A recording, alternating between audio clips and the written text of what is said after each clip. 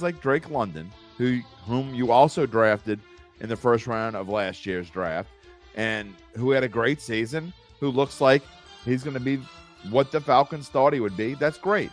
You look at Kyle Pitts, who was drafted early the year before that, and he had an injury-plagued season last year, played in 10 games. Also, when he's going to be on, if he can play all 17 games, he's great. He's a tough tight end to stop. Defenses work their way around Kyle Pitts. But what makes anyone think that when it comes to the passing game, they're not going to do the same thing again? Because what is behind Drake London and Kyle Pitts? Who does Desmond Ridder have to throw to? The answer is simple. I mean, are you going to tell me that Mac Hollins is going to help transform this vaunted passing offense that the Falcons have? What about Scotty Miller from Tampa Bay? Because he was such a huge part of Tom Brady's offense in Tampa Bay, right? Scotty Miller is going to help you change this passing offense? I don't know.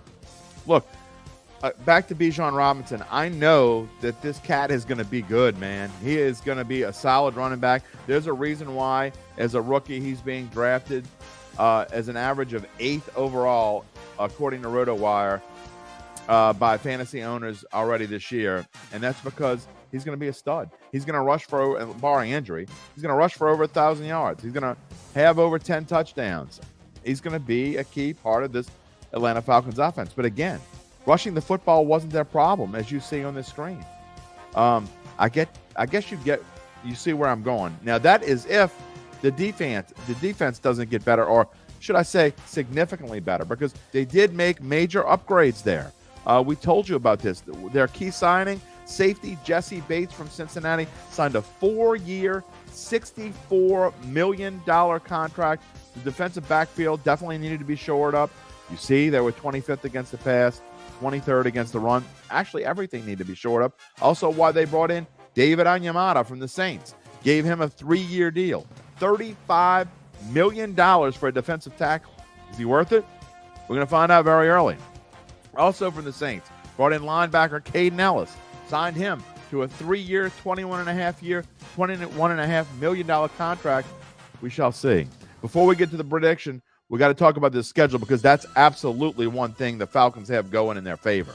You know, anywhere you look, this could be called either the easiest schedule, or by our formula that we've been using, it's the second easiest in the schedule. You like that they play 4 out of their first 6 games at home. What you don't like is probably their tougher games. And look, none of them are super tough. I mean, is there a game on this schedule where you say, okay, they're not going to win that one? No, there's really not. That's the good thing Atlanta has going for them. I don't think there's a single game on this schedule where anyone would be surprised if we told them right now Atlanta's going to win that game. The toughest games on the schedule are what? At Detroit, maybe Jacksonville, maybe New Orleans. Detroit and Jacksonville happen to be back-to-back. They're both away from home. September 24th at Detroit, October 1st in London. So they got to make that trip across the pond, and then they come home and they have no time off. So that is a weird part. But go along. I like where the bye week is. It's after the middle of the season, but not too far.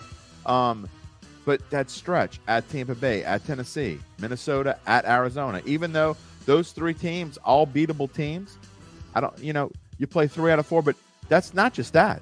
They play 7 of their last 11 games on the road. 7 of 11. And that includes 3 of the last 4 and the final 2 as a whole. So even once they get past their bye week, you play the Saints twice, at home on the Sunday after Thanksgiving. Then you got to go to Aaron Rodgers and the Jets, home for Tampa Bay, at Carolina, who I think is going to be improved. Indianapolis isn't going to be any good. But then you got to finish the season. It could be tricky. How good is Chicago going to be? Obviously, I don't think they're going to be great by my predictions early last week. And at New Orleans, it's a weird schedule. I'm going to give you that. It's a weird schedule. It's one that Atlanta could make it through if they are significantly better. And it's time for the drum roll. The thing is, I don't think they're significantly better. I think I love Bijan Robinson. I think they made some great improvements in the defense. I just don't think they're there. This defense this division isn't great, but it's not as bad as everyone makes it out to be either.